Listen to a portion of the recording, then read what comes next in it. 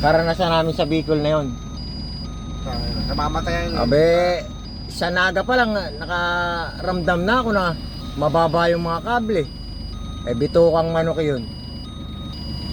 Puta nga. Lahat na ang kable hindi na ano namin kumislap. Puta nga. Eh siguro walang segundong hindi ako nagdadasal. Eh lahat ng santo natawag ko. Sabi ko puta. Puta, ay puta. Puto. Halo na. Goto puto. Halo-halo. Kasya ba yung truck sa Lablang Petron? Kasya daw. Eh may dump truck nga ron. Sabi siya mga puro dump truck. Pinalitan mo ba yan? Halo, ano? Loha-loha.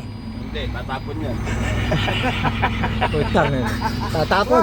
Binaliktad mo. Oo, binaliktad mo. Eh de, ibig sabihin tatapon yung nasa lamesa. No. Oh. Ikaw bebo.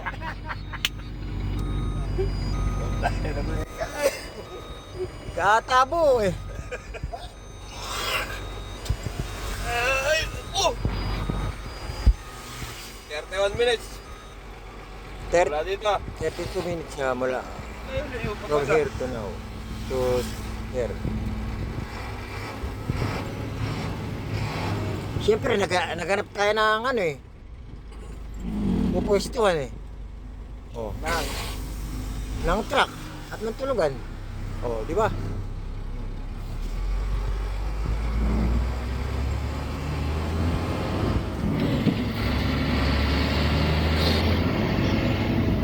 Alam na yung gagawin nun. Magluto na nga kakay na sinangag at saka tuyot, baka walang makainan dito yung mga ayun eh. Nakakahiya naman.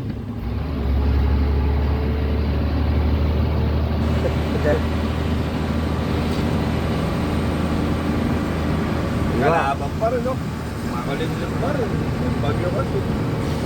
Hindi yan naman, ano na, natural na yan. Baka namin ito, sayang eh. Tanga naman kukuha mo ba rito yun?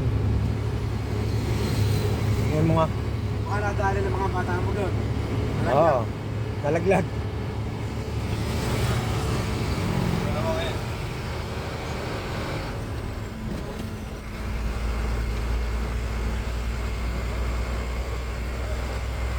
Baka doon, sa building yun. Tanga na umuulan doon. Saan yan? Sa malayo yan. Forma yan.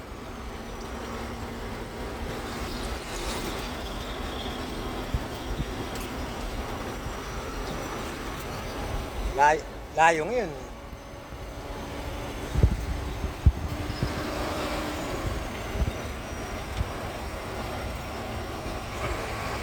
Baka naman lumampas pa tayo. Bakit